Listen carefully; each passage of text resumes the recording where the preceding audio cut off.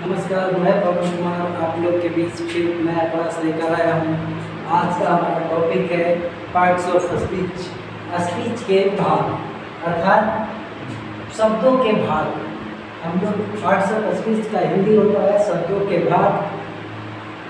Parts of speech हम लोग इसके बाद पढ़ते हैं। सबसे पहले बात करते हैं पार्ट्स ऑफ स्पीच। तो जैसा कि हम लोग जानते हैं, इंग्लिश के जितना सारा शब्द है, इंग्लिश में जितने सारे शब्द हैं सभी शब्द स्पीच कहलाते हैं और यह स्पीच की 8 भागों में बढ़ता है।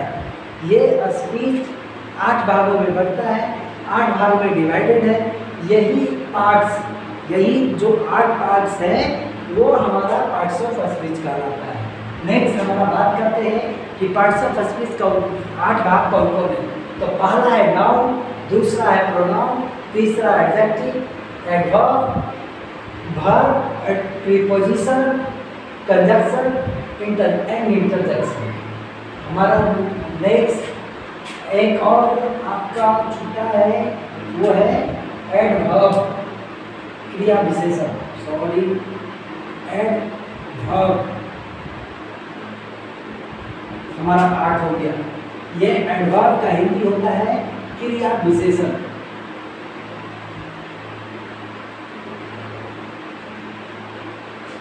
हमारा पार्ट्स ऑफ स्पीच 8 भाग का होता है।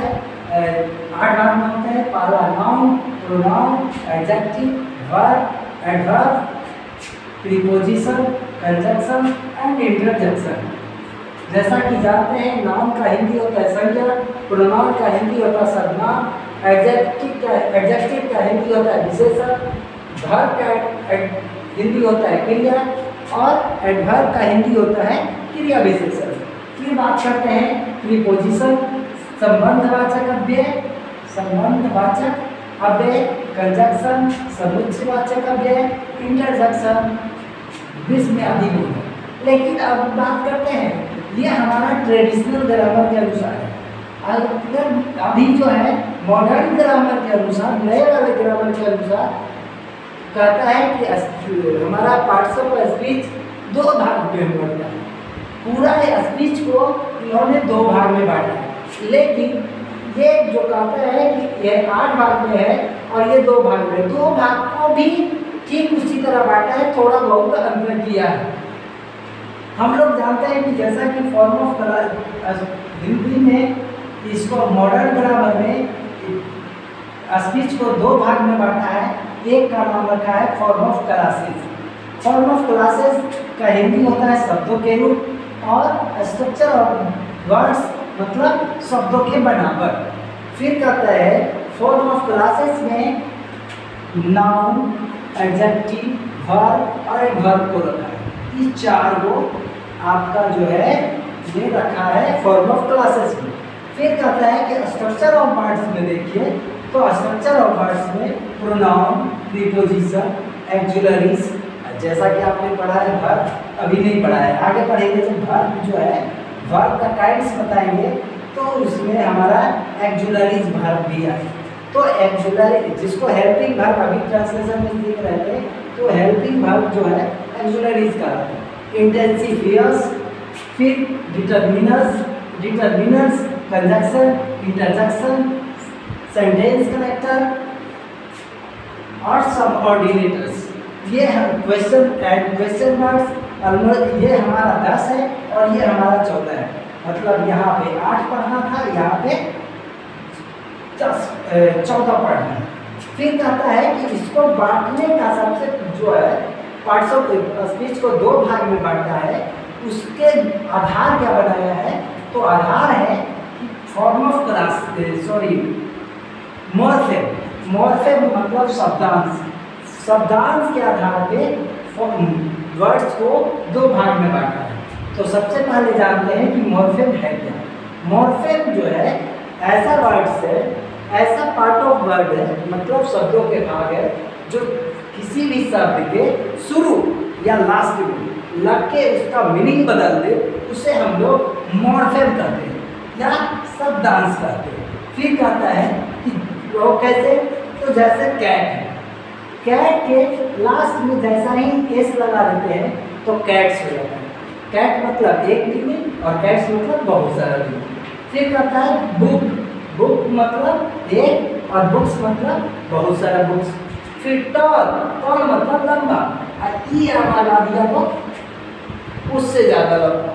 फिर कहता है ऑनेस्ट, ऑनेस्ट का फिर जैसा ही ये तो जोड़ दिया DIS तो हो गया बेईमान। ये ऑनेस्ट मतलब ईमानदार और डिसऑनेस्ट मतलब बेईमान, तो इससे अंतर होता है। फिर कहता है कि मॉर्फेम जो है, हम लोग आगे पढ़ेंगे कि मॉर्फेम के जो है दो भाग होते हैं।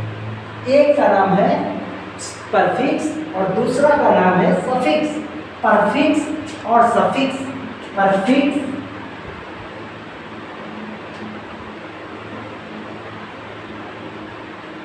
और दूसरा का नाम है सफिक्स।